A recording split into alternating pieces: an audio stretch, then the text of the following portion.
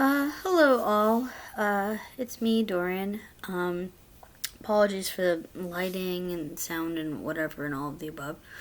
I just thought I would put my 2 cents out into the void about my thoughts about the Spider-Man Across the Spiderverse movie that I've just seen.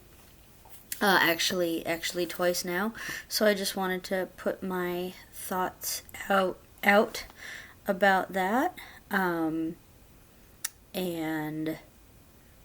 I'm probably just gonna do all the spoilers. But before I do the spoilers, I will just say that it's really fantastic. If I don't sound upbeat, it's because I'm actually dead tired. Like, this is past the time I normally go to sleep, and I'm usually way up before the crack of dawn type thing these days, so I'm just falling asleep. And I've burnt out all of my energy, but I just want to say, yeah, it's fantastic. It's really great. It's a 10 out of 10 must see, really great movie. I think, if you love anything at all that has to do with Spider-Man, you would like this movie. I don't think that you have to have seen Into the Spider-Verse, although I think it would help to have seen Into the Spider-Verse. And it clearly helps if you've been watching all the spider thingies. But I feel like I almost want to recommend this movie to someone I know who I think doesn't know any comics, isn't into any of the comic things, hasn't seen a single MCU movie, doesn't know anything about Spider-Man, probably has no interest in Spider-Man. And I feel like I want to recommend this movie to them anyway because of the art and the animation. So that's another angle to come in at too, as well, I think, is setting aside, if you love anything to do with Spider-Man, you'll absolutely love this movie. But setting that aside, even if you don't even know who Spider-Man even is, if you are a fan of animation or you're a fan of art, specifically like audiovisual media type art, whatever, just art, that you should check out this movie just from that alone, because it is stunning. I remember, it's been a long time since I've seen Into the Spider-Verse, and I remember when I saw that, have I watched it since it came out? I'm sure I did, but only around the time. But I remember being amazed and wowed and like the best visual feast I'd ever seen, and really thankful that I saw it like in IMAX, and really loved it, and definitely ranked it as one of my top like Spider-Man films. And it's not one of those things where you're like, well, it can't be topped, but it's like this one could give it a run for its money. Now, to be fair, I'd have to go back and watch Into the Spider-Verse again, which I plan on doing, so that I can really get that all in my head. But I'm not trying to really directly compare, like, is this better or not than Into. It's at least equally as good, if not better. The idea that, like, well, you can't surpass it, but maybe this might have surpassed it. But anyway, it's stunning visually. It's really good storytelling, I thought, and yeah, it was great 10 out of 10. I guess I can't hold myself back from getting into spoilers now and just letting my rambly brain ramble free. Okay, so now into spoilers, and you should not spoil this movie for yourself. You should just see it. Just go see it. Anyway, okay. Yeah, where to begin? One of the things I loved about the movie was that sort of the meta nature of the movie, and you should watch Eman's movie reviews, Emmanuel Noisette's like spoiler-free review, because I think a lot of the things he said in there just really encapsulated what this movie does, and that it like kind of honors the spirit of the essence of who is Spider-Man, and all sorts of things like that.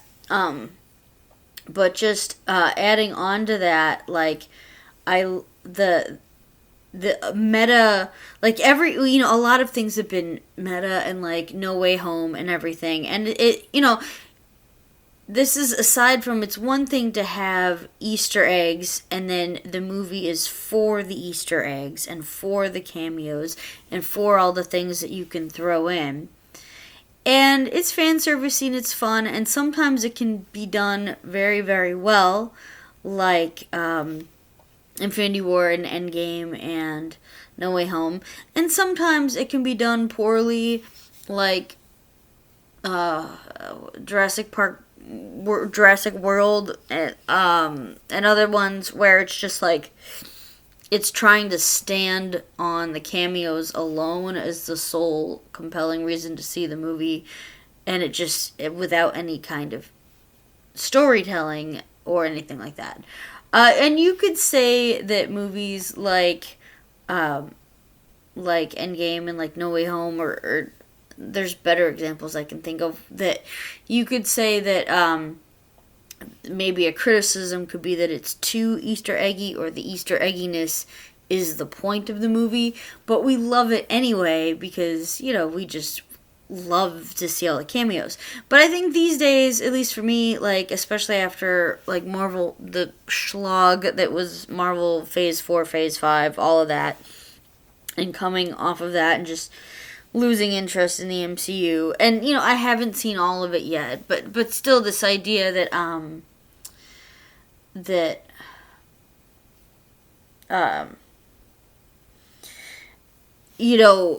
taking the audience for granted and just, oh, you want cameos, oh, you want Easter eggs, oh, you want end credits, oh, you want, and then making that the sole thing instead of making like the story the thing.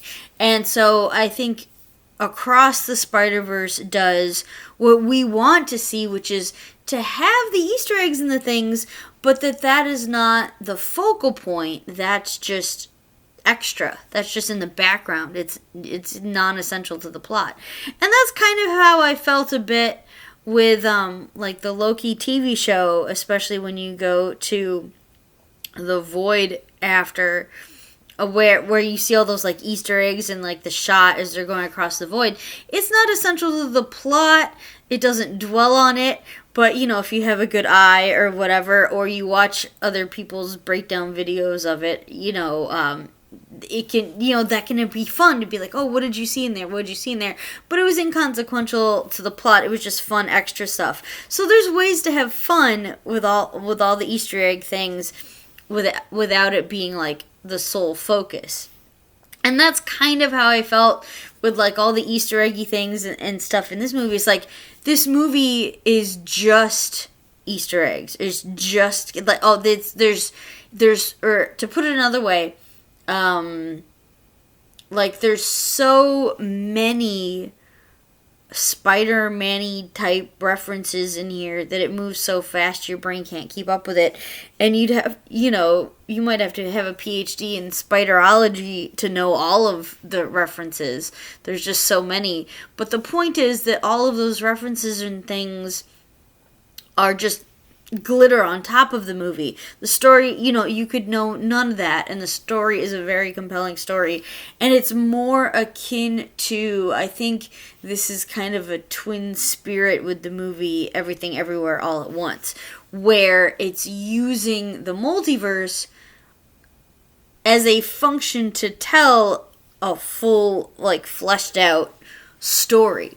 And so it's really interesting and compelling, and basically doing the things that, Doctor Strange Multiverse and the Multiverse of Madness, the unfortunately titled, Multiverse of Madness, clearly failed to do. I think that, to be fair, the first Doctor Strange kind of teased that idea, and it was appropriate in that film of when Doctor Strange goes through all the dimension things in that one shot, and that was nice. But then in his sequel, you can't just do the same kind of thing. You need to go beyond that. Like, what are these worlds like? What do they embody? And in terms of that I think Everything Everywhere All at Once goes a little bit more into, what each variant could be like and how they ended up that way and everything like that. Whereas Across the Spiderverse, it's they don't go deeply into each and every single universe and there'd just be too many. But they give you flashes and bits and pieces, and it rhymes and it connects, and it's all in that vibe of variance and multiverse and all these things that we've seen with WandaVision, with Loki, especially Loki. I felt a lot of Loki TV show similarities with this. You could make parallels between Spider-Gwen and Miles Morales with Sylvie and Loki, or Sylvie and Tom Hiddleston's Loki, of, two kindred spirits who are variants of each other, in a sense. And, it was interesting to see how each spider person had what they had in common and how they were still all uniquely their own. And comparing and contrasting the Loki TV show with Across the Spiderverse, in the Loki TV show, while you get Sylvie a little bit fleshed out, it's mostly about Tom Hiddleston's Loki, and all the other Lokis, Kid Loki and there's just a bunch of them. You don't really see, where they're all from, but you get the sense that what makes a Loki is that they always die, but they can't be killed, and they they have some basic core traits of what defines a Loki, and so that show was trying to flesh out what do they have in common, what makes them unique, what makes them different. And I think Across the Spiderverse takes that even further of getting down to the essence of what is it to be Spider-Man, and what are the overarching themes that we associate with the character, and use so it's my brain is just rambling off into I don't know, philosophical wanderings, but it was really interesting to me, the thought that went into trying to flesh out the essence of what is a spider person. And we all know the Uncle Ben story, the archetypes, the beats, and what makes Spider-Man unique is that this Spider-Man is a kid or a teenager. Every time they try to maybe make Spider-Man an adult, I don't know all there is to know about the comics or whatever, but I think some people want to see him grow up and get married, other ones want to see him perpetually a kid, but he still has a more juvenile flavor, I think, than obviously some of the other superheroes. And then Spider-Man is also known for being like more lower class, like lower economic class, like struggling, working poor, and quintessentially a New Yorker.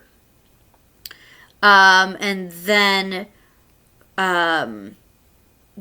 always associated directly with close family death, like the death of his parents, right? Because he's an orphan, I think, and then the death of his uncle, and then his elderly, ill, financially struggling Aunt May, or now they've made her younger, but that concept, hard times, all of these things are all part of the the Spider-Man mythos, and it was just really interesting to see them delve into that. And it's sort of like, you know, you had all these arcs and all these trajectories from, you know, the Tobey Maguire arc and the Andrew Garfield one, and then the Tom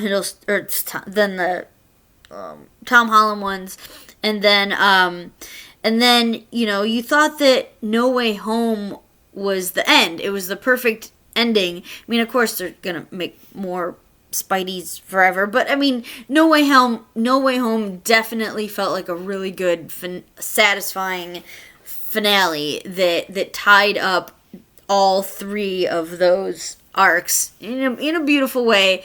That didn't just throw. They didn't just throw the cameos out there like nothing. Like Tobey Maguire and Andrew Garfield are quintessential main characters to the story.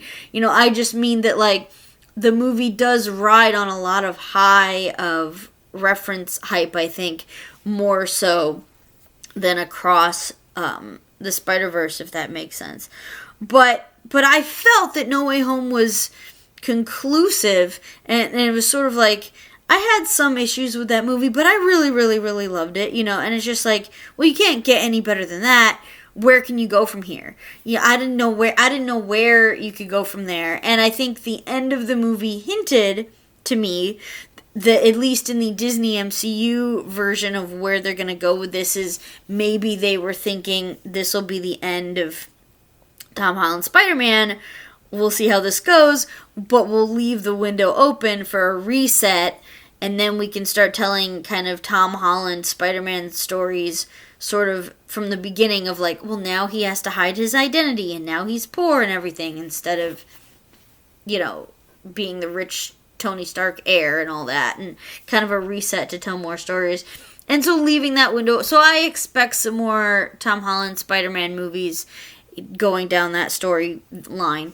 But anyway, I thought that No Way Home was the end. I'm like, I don't know how much more. Where can you go from here? And then it's like, you know, Across the Spiderverse is like, hold my beer, you know, and it's just like, it takes No Way Home and builds on that, and it builds on the MCU, and but not just it builds on everything. It respects everything. It ties everything together in a way that hurts my brain, in a way that, like, the MCU was never able to do in, like, phase 4 or phase 5. And, like, they tied it together. Like, WandaVision fits into this. Loki fits into this. No Way Home fits into this. The Tobey Maguire thing fits into this. Like, the 1960s TV show fits into like, everything fits into this. And everything just kind of, like, clicks. Oh, I could just go on and on and on with this. I guess I need to back up and break down and maybe just walk myself through the movie of, like, what are some highlights and beats and things that I definitely want to, like, remember and catch. So my only, like, I guess if I have to have complaints about the movie, I had 2 complaints. Not really. You know, one was, and again, I think again, Eman's reviews might have made the reference of, like, comparing this movie to Empire Strikes Back, or maybe it was Angry Joe, or, you know, somebody made the comparison, I think, to Empire Strikes Back, which I think is fitting. I think Empire Strikes Back, that's a fitting analogy of, like, you know, the first Star Wars movie could stand alone as its one thing, as its own standalone movie, that maybe no one thought would be a trilogy, and, like, hey, that was a stellar one-shot movie.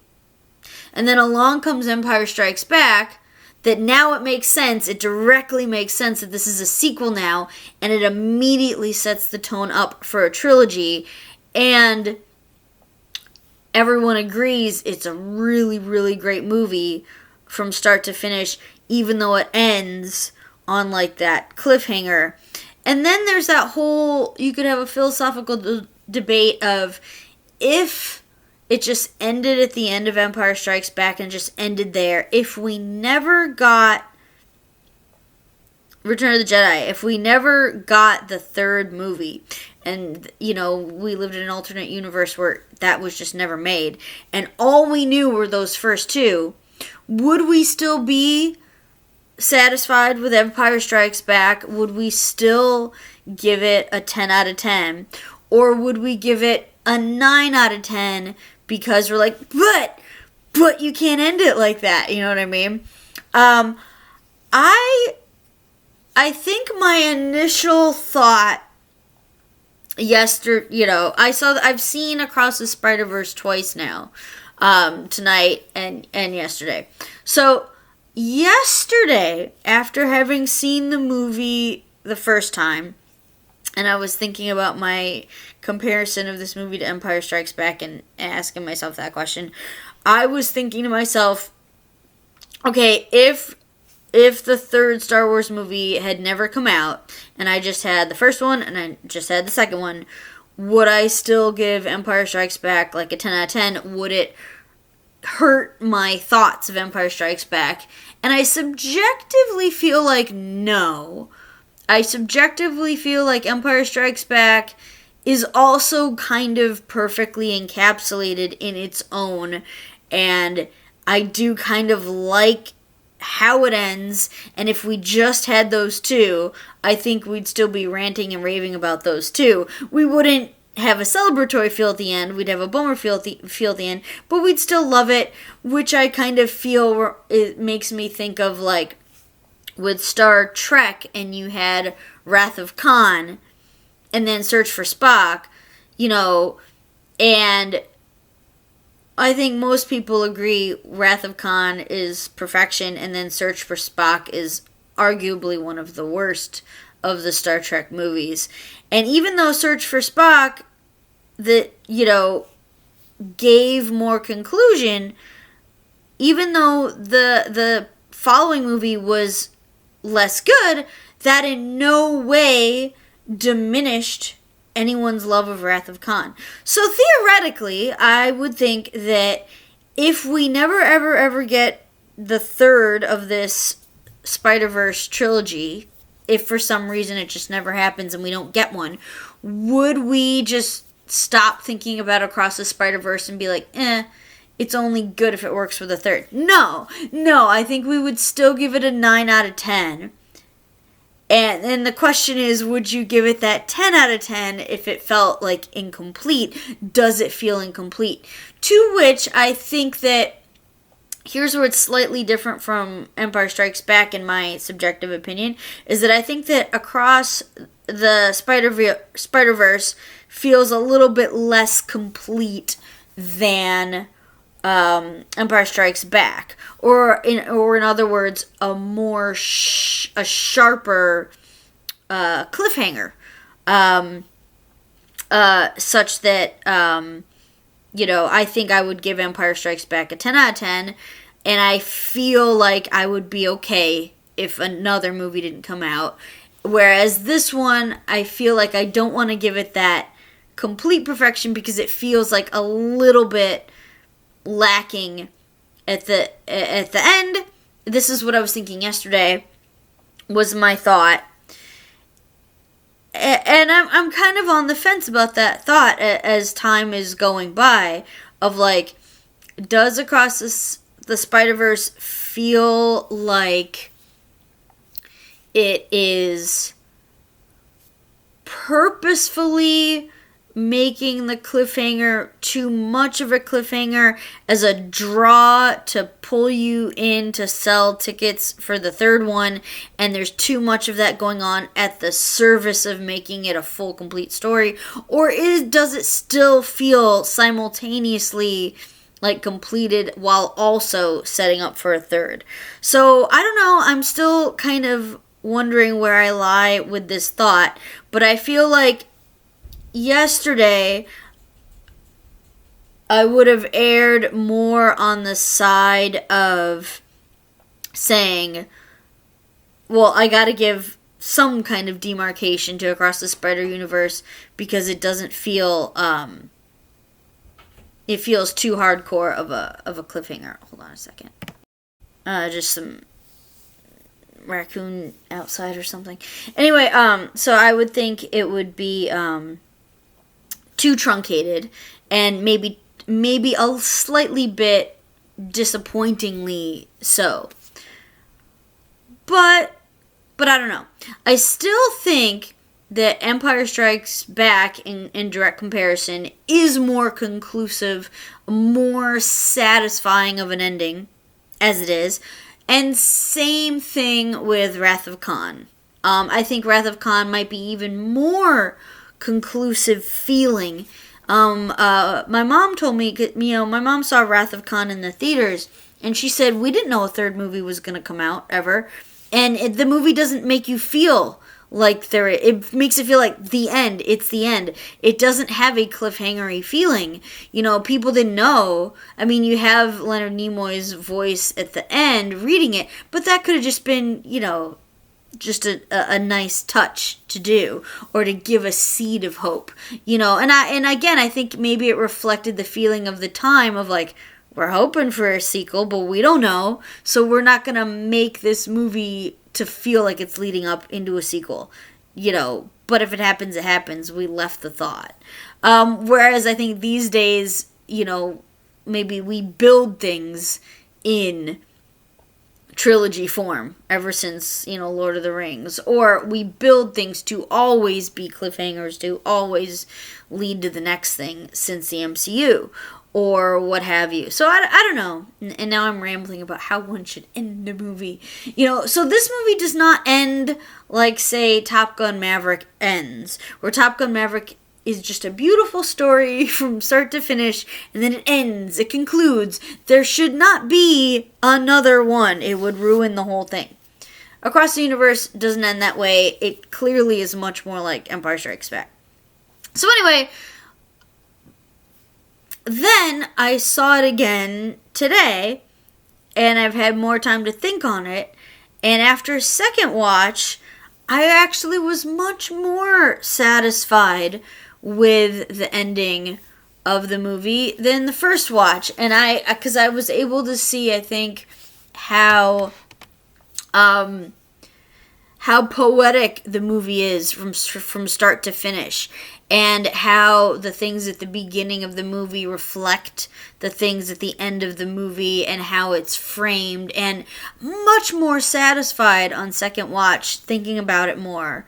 Like connecting a couple dots together and be like, oh, it definitely echoes the opening with Gwen. And yeah, it was really nice of giving that kind of closing chapter with that enticement to get you to read the next chapter that will finish the book.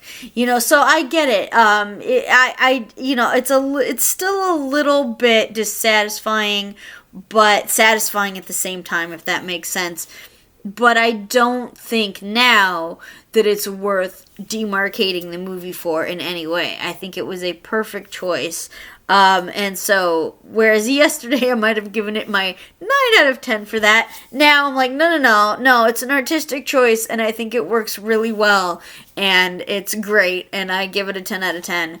And I don't think that this movie's greatness will hinge on the third. And I think, or I speculate, that if a third movie ever comes out, or a third movie comes out and it's just a stinker, I don't think either of those things will diminish the greatness that is this one. And then we could speculate on, of course, if the third one is, the bomb, then the hype is through the wall. But I don't want to talk about that. I want to talk about, obviously this movie. So, let me pause to stretch my legs and get a sip of water. Alrighty. Alright, so I apologize to myself and people that I'm so long-winded and scatterbrained, but such as it is. Okay, so let me try to maybe go through the movie linearly, or so I can just think about my highlights of it. Oh, I was gonna say the second thing. I only had 2 criticisms of the movie, only two, and one was, that ending thing that I just mentioned. The other one, and this is very subjective and more personal, and I don't know if it's a thing or not, but at least on first watch, I did have pretty significant difficulty hearing the dialogue, but my ears are shit. I do realize that I'm a bit hard of hearing, so that's an entirely a me problem. But I did subjectively feel it was a bit worse with this movie for me, and Eman from Eman's reviews was saying that he at least felt that with Daniel Kaluuya's portrayal of spoilers, Hobie Spiderpunk, that the particular acting for that. Nothing against Daniel Kaluuya, but maybe how the vocal track was mixed, or what it probably was a combination of and I don't know, I'm not a sound editor, but maybe how the vocal track was mixed with the background music and everything was quieter than normal, with a combination of a more, I don't want to say mumbly, but a little bit maybe of a mumbly kind of voice, with the combination of, I don't know British accents, but maybe a heavily cockneyed accent. That's maybe all of those things were just a problem for my ears, and Eman might have said as such as well. But for me, it wasn't just Spiderpunk, because as soon as yesterday, as soon as the movie started, as soon as the movie began, miles before Spiderpunk ever shows up, just in the very beginning with in the vulture fight and everything, I was thinking, I can't. I'm like, oh, I'm gonna need closed captioning, But I heard enough to get a lot of things on first watch, and luckily, it wasn't enough to take me out of the movie, but I did feel I was missing some things. But when I thought about it, I got out of the movie and I thought, I wonder if there's I'm privileged and lucky enough to live in a pretty big metropolitan area with a lot of movie theaters, and so I was like, I wonder if there's an open caption showing near me. And there was. And so, for the next... So I got tickets for that as soon as was a good time for me, which was this evening. And so this evening, I went to open captions showing of it. And, people were like, you could just do the little device thing. Every theater should have the device thing. And I was kind of like... Well, one, I've never used those before, so I'd feel weird, but two, I'd feel I'm not the kind of person who brings their cell phone into a theater and has the cell phone on with the light. I don't even bring my phone into the theater, except these days when you have to buy online and you have to show your phone with the QR code and stuff.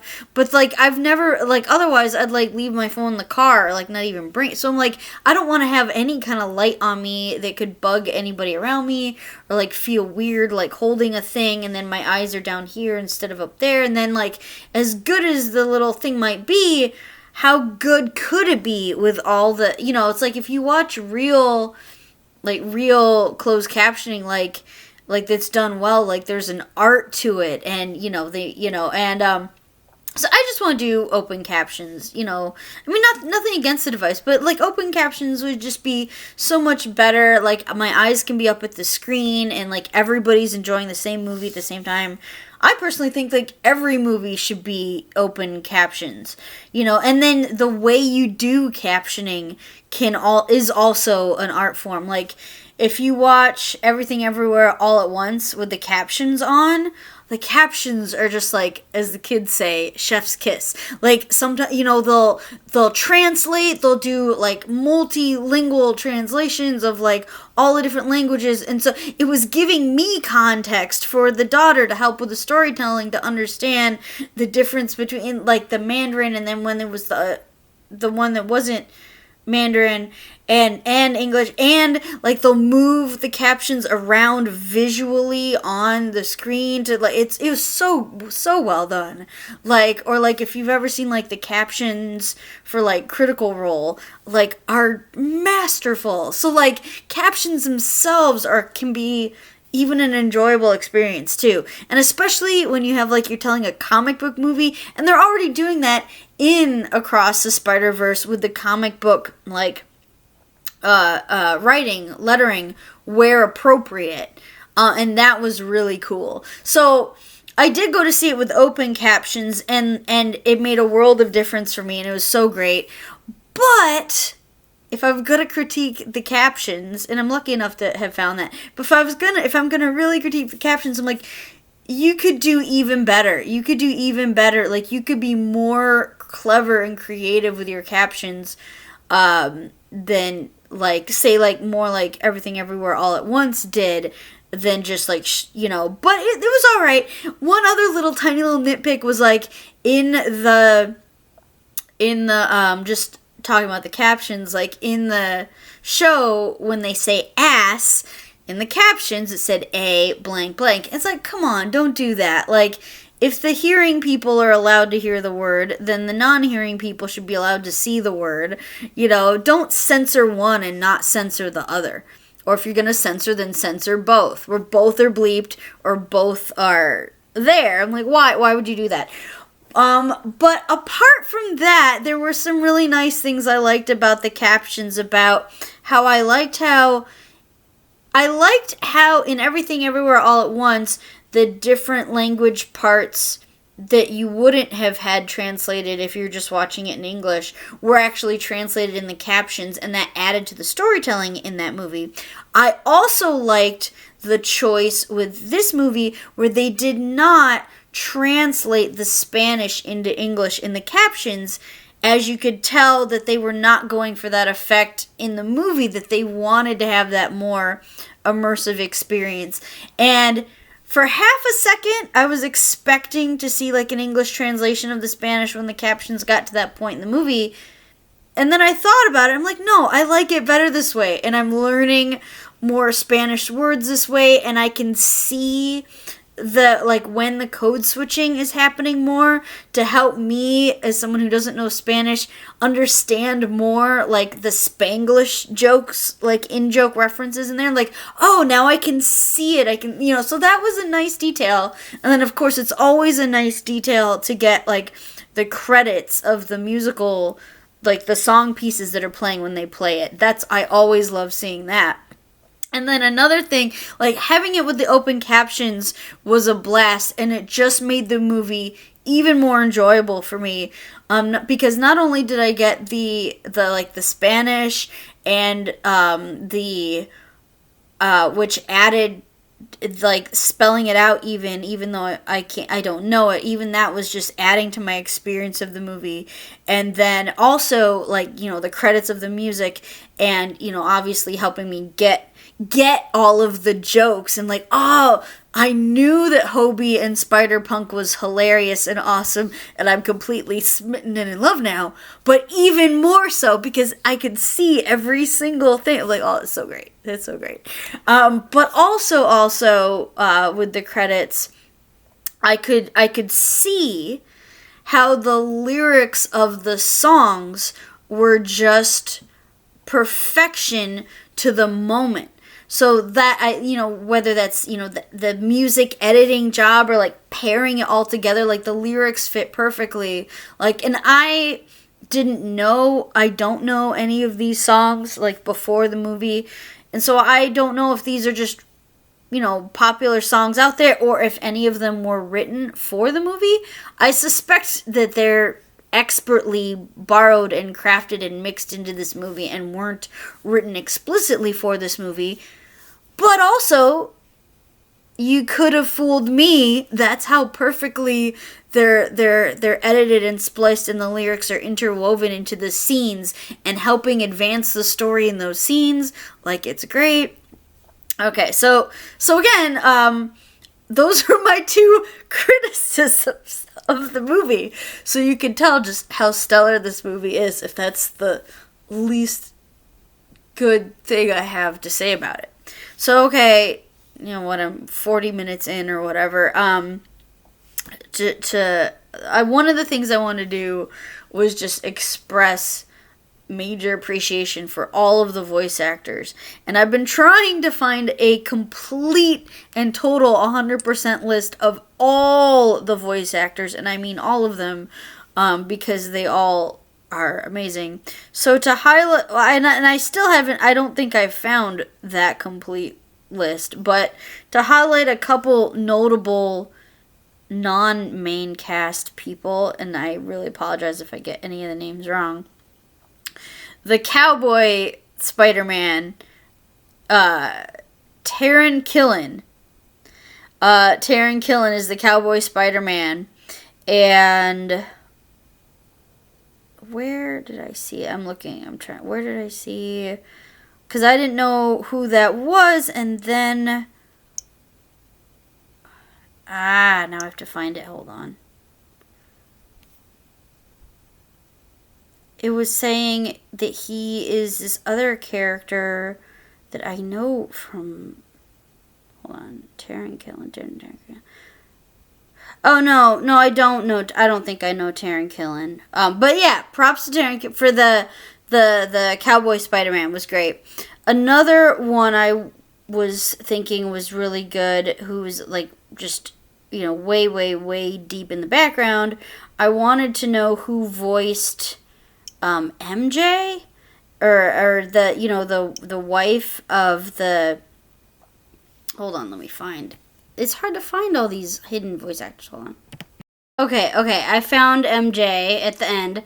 Melissa Sturm, I thought was great, because again, could have fooled me. I was like, that's not Kristen Dunst, is it? So I wonder if Melissa Sturm was, did her homework and was going for, she was going for Kristen Dunst. I mean, yeah. And then another one that was deep in the credits was, they're just all so good. I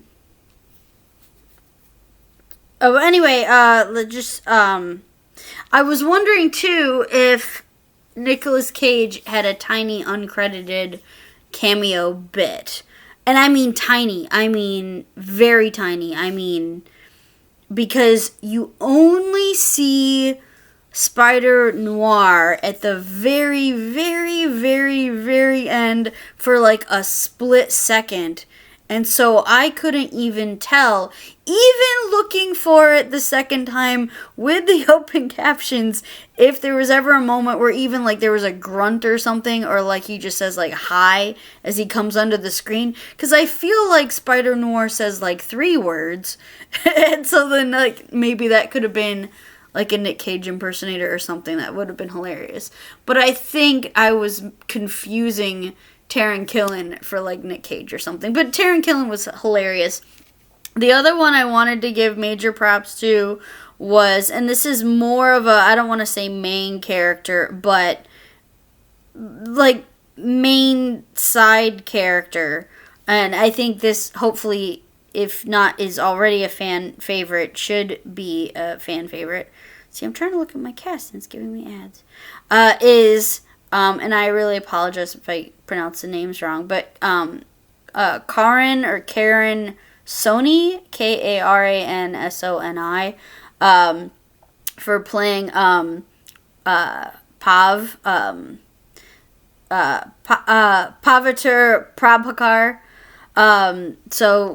From the Spider-Man from Mumbattan, which I thought was spectacular. And it turns out that he is, what is he? He's Dopinger, right? Dopinger. Hold on. Okay, sorry, it took longer than I wanted to try to find some good credits. Yeah, no, Karen Soni was the cab driver Dopinger in the Deadpool films. Yeah, I mean, he's hysterical. Just, But yeah, it may be hard to find every single voice actor for every single, even the smallest parts, but, like, they are all stellar. I was a little bit confused because now I was seeing that I thought that MJ was Zoe Kravitz now. So again, I'm not sure on some of the things, but the ones that, okay, I mean, you're gonna recognize Rachel Dratch like immediately. Mahershala Ali obviously reprising the role. Who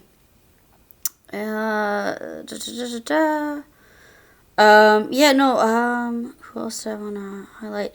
I thought Jason Schwartzman was actually really great and refreshing for the villain because I liked this take as a more kind of like I don't want to say like nerdy, like kind of, he's supposed to sound not hyper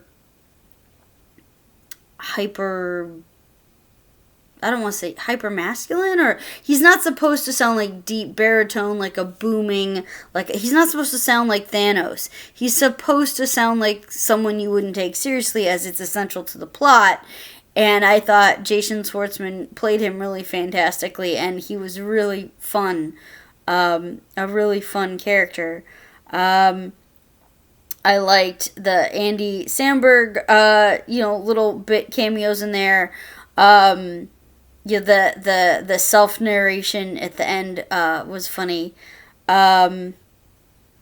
But then coming up towards, as we're getting, I don't want to get to the main cast just yet, so maybe I should get to, Oscar Isaac, again, disappearing into the role, because he can disappear into anything. I think we're almost up at the top cast here. Well, I mean, obviously, every single person is stellar, but then, should I jump to Spider-Punk now, or just, well, I mean, Spider-Punk is amazing. Hobie Brown is amazing. Daniel Kaluuya, just like really fun, really interesting, fun character. That was really cool. And Daniel Kaluuya, again, just completely disappears into every role. Like, who is this man? Like, he just completely, like, you see him in Nope, he just is an amazing actor. So again, major shout outs there. And then when it came to the voice acting, I think my favorite of all would be the voice actor for Rio Morales. Lauren Velez, or credited one place as Lauren Velez and credited in another place, I think a couple of places here, is Luna Lauren Velez as Rio. Just like really stellar, like impactful, like acting was great. But then, and then Brian Tyree Henry is, another like up and coming like favorite actor, not up and coming to me, as I'm just finding out about him, of like new favorite actor, of like just completely like disappearing into different roles. And like, I saw him, he was in Eternals with a completely different character too. Like you're like hard to, do you recognize them because they're just so good. The one thing was, like, when you see in the credits the character name Brian Tyree Henry plays, it says Jefferson Davis, and I'm like, who's Jefferson Davis? It's the dad. It's one of the main characters. I just didn't realize that character's name was Jefferson Davis. I thought his name was, doesn't he say his name is Lieutenant Morales, and then soon to be Captain Morales? So that confuses me of how it's credited, but okay. I don't know. I'm probably not finding, I need to go out to IMDb. I just was wanting to find other ones with more pictures. And like I said, I'm tired. It's late. But anyway, okay. So, and then, I mean, the cat, Shamik Moore, Haley Steinfeld, just everybody, Issa Rae, everybody is just amazing. Jake Johnson. I was skipped over the Vulture guy with Jack Quaid, but the Vulture dude from the beginning, I don't know how to pronounce his name, but Jormataccone, Jorma Taccone. Anyway, just everybody is really, really stellar. I'll set that down. So I guess I'll just maybe just final thoughts because I'm tired. I'll get into it later. I don't know, but just everything is good. Everything is amazing. Just like it's a visual treat. First of all, and it was giving me sort of Blade Runner cyberpunk vibes, at least like in the very end, like in the third act. A little bit psychedelic vibes, kind of its own thing too. I love how each character from each universe has a different artistic style with like the kind of like dots, varying degrees of dots or no dots or increased dots to reflect the old like comic thing, and just all kinds of different animation, like the animation on the vulture alone in the beginning to look like paper, the different styles with the lettering boxes, like the font man, like that was great, and like the just art that just blows your mind. There's just like levels of art, and even in the beginning of the movie, in that opening scene where Gwen tells you what you're about to see, in the like, this is art, and it's really interesting. Like, I could just go on and on about, well, obviously, but like right in the beginning, so like when I first watched the movie, Gwen opens the movie and I'm going, at first I'm like, oh, it's not Miles, it's Gwen. Oh, and then I'm going with it, and it makes sense, and as the framing device and everything, and but so I thought you think you're getting into the movie, and then at some point it's like boom, and then title sequence, and then you're like, oh, that's just the prologue, and it's been a minute since I've seen, I think since a lot of people have seen a movie with a like really, really long prologue that kind of does that. It's been a minute, and this was, so I felt on first watch like that prologue was kind of long, but then on second watch, like knowing what I know now, it's like, oh, it was great. It's and it reminds me of, the beginning of Romeo and Juliet. The person comes out in, like, I guess in the, traditional Shakespearean prologue or something, and tells you the entire, well, not the entire plot, but sometimes the entire plot of what you're about to see, vaguely, to prepare you for what you're about to see. Or in Midsummer Night's Dream with, like, Puck, or, like, or like just opening, there's various, my mind was going off a tangent with like opening narration. I was trying to think of another example that I wanted to mention, but I lost it, where, Frozen in the beginning, where they're singing that song in the beginning, and you might not think anything of it, but if you listen to the lyrics of the song, it basically tells you the whole plot of the movie without telling you the plot of the movie. So I don't think that Across the Universe did all of that in telling you the whole plot of the movie, but they are setting up some basic exposition.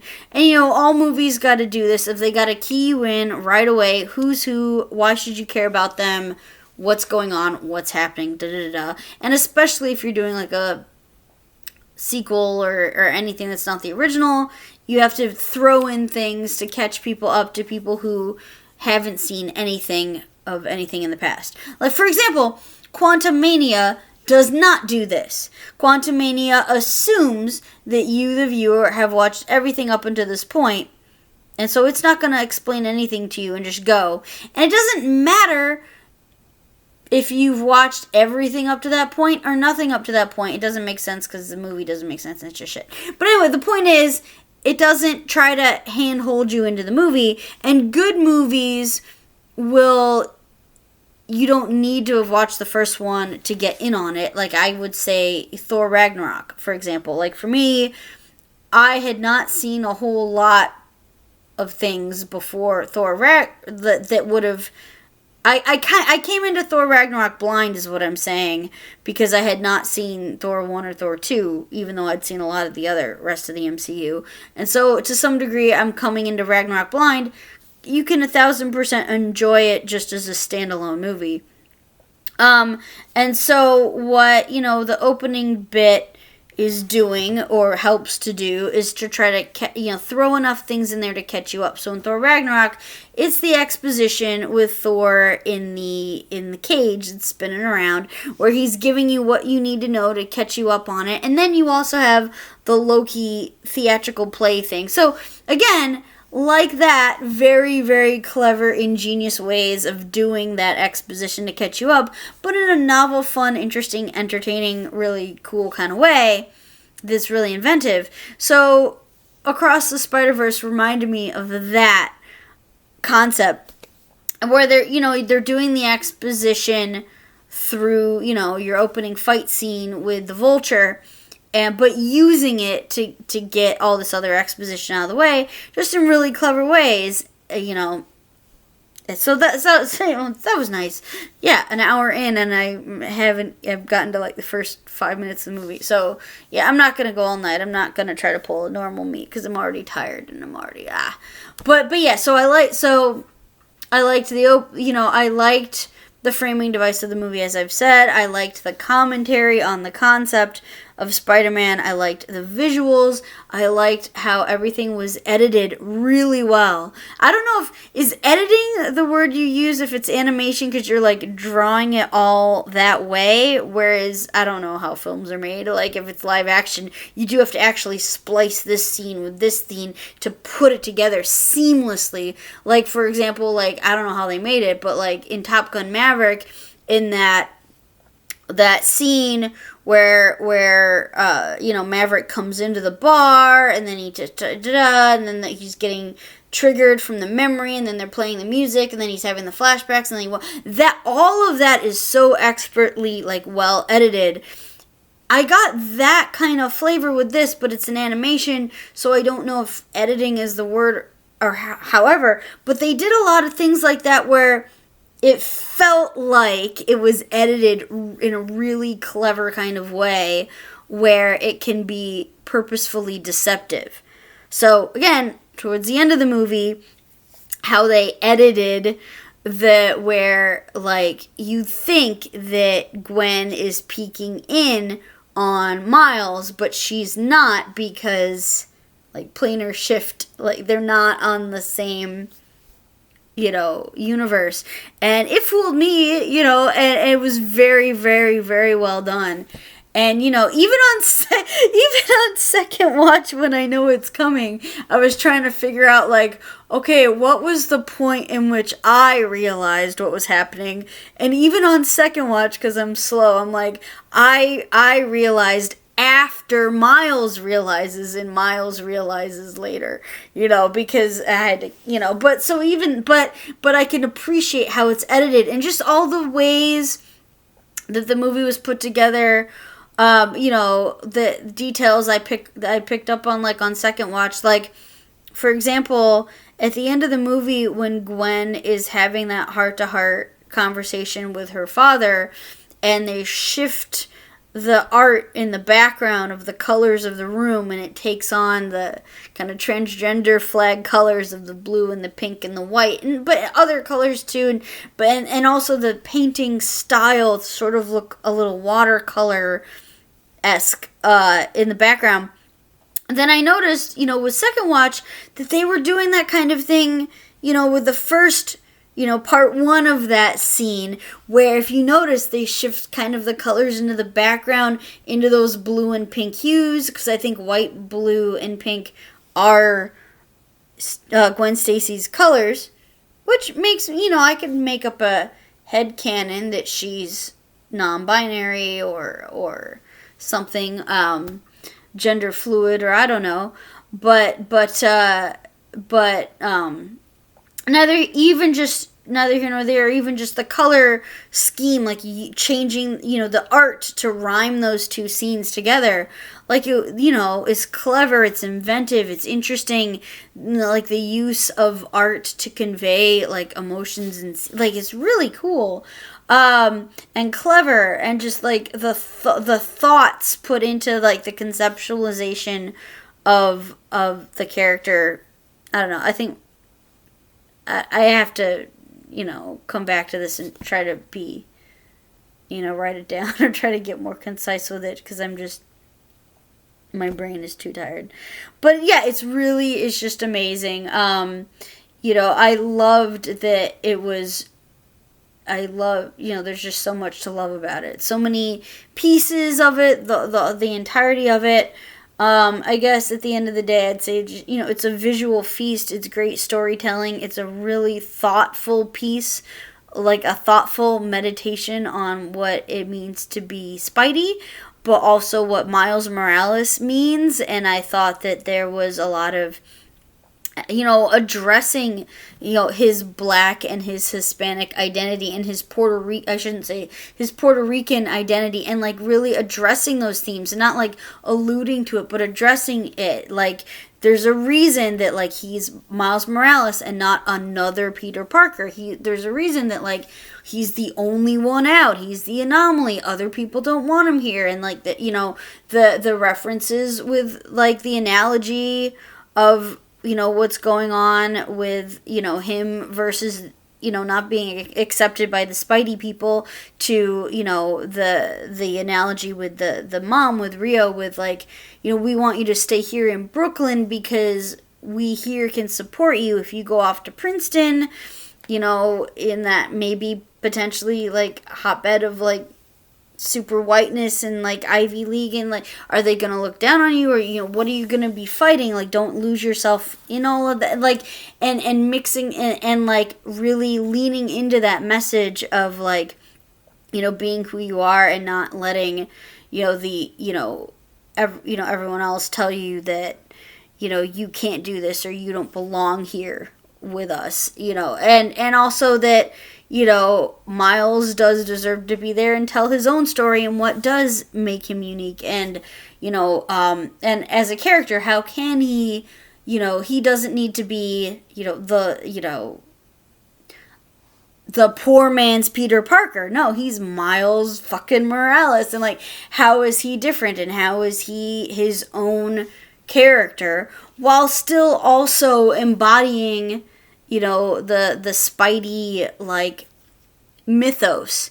And same too for like Spider-Gwen and like her own story, but how it also rhymes with, like, it's all great, like all of it, and just like, but also just the colors and the action and the fight scenes, and like in inventive ways. And like, I liked how, akin to like, say, with the Tobey Maguire Spider-Man movie and like Andrew Garfield Spider-Man movie, especially like a couple of scenes in the Andrew Garfield Spider-Man movie, like the clever use of webs, and really, I liked that they brought in like the web thing, and like the like spider cocooning thing, and like those, there's just so much, like just endless like feasts of visual feasts, and like it's just really well done. It's really well done. It's really nice.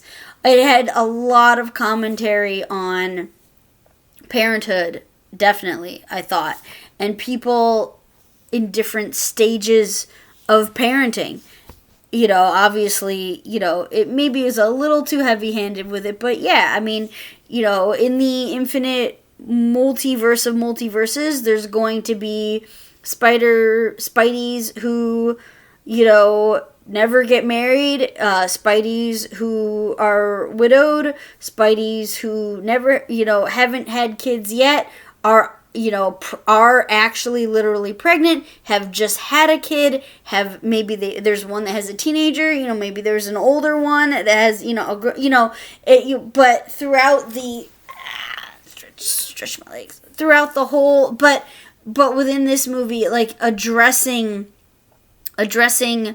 these parental what it means to be a parent is also a thread from Jess Drew, who's pregnant, to Peter, I guess they're calling him Peter B. Parker, who just had a kid, to then you're seeing the teenager's perspective of dealing with their 15 teenager perspective of dealing with their parents, and then you see the parents' perspective through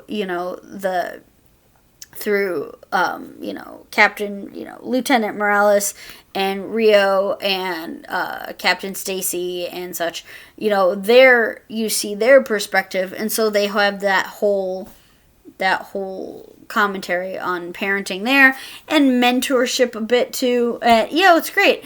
I would have liked maybe a little bit more to flesh out Jessica Drew, because you don't know too much about her. It's just like she's really cool, really badass. But again, I think we're gonna get maybe a movie with her in it that I'd be down for. I feel like I read some of her comics in the past, or I read some Spider-Woman comic way in the past that I can't remember, that although I think it might have been a white woman with black hair but had those very iconic glasses.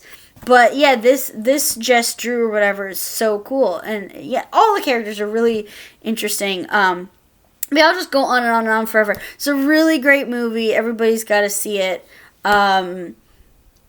It's really stellar. It's really fantastic. And yeah, I guess what it makes me think is like, I thought I had superhero fatigue. Like I thought, but no. If you make a good movie, people will come. If you build it, they will come. And if you make a bad movie, then people will not like it. So I might be done with the MCU for a bit. But, if there's good stories out there, then I'll, word of mouth will carry them through, But this is a good one. And I feel like, again, like, to reference Eman, he was saying that, like, Spider-Man has good caretakers. Like, I agree. Like, it has, good people who really, really know the character and love the character and respect the character, are committing to telling really cool, awesome stories with the character, which is really cool. And I felt a lot of that with, like, Loki, too. And I felt that with WandaVision. Wanda and Vision in WandaVision. Wanda specifically in WandaVision was a really cool character study just within that. That's a separate issue. So because to talk about respecting Wanda's character, like her character is kind of a hot mess. That's another issue for another day. But I loved her character exploration in WandaVision. But anyway. But yeah, this was really cool, really interesting, and I'm just repeating myself at this point, so I am going to stop. But yeah, it was really great fun, and I am glad that I had fun, because it's coming up with D&D movie was good too. I'm glad that this was good, because it was so unexpectedly, well, not unexpectedly good. I thought it would be good, but just it's been a while since Top Gun Maverick, Everything All at Once. Well, it's a good time to be a fan of movies. It really is. We've had a lot. There's been a lot of crappy ones, and there's been a lot of letdowns, but there's been a lot of, like, really good movies really recently. So, yeah. Anyway, yeah. Go see it, and I have a crush on Spider-Punk.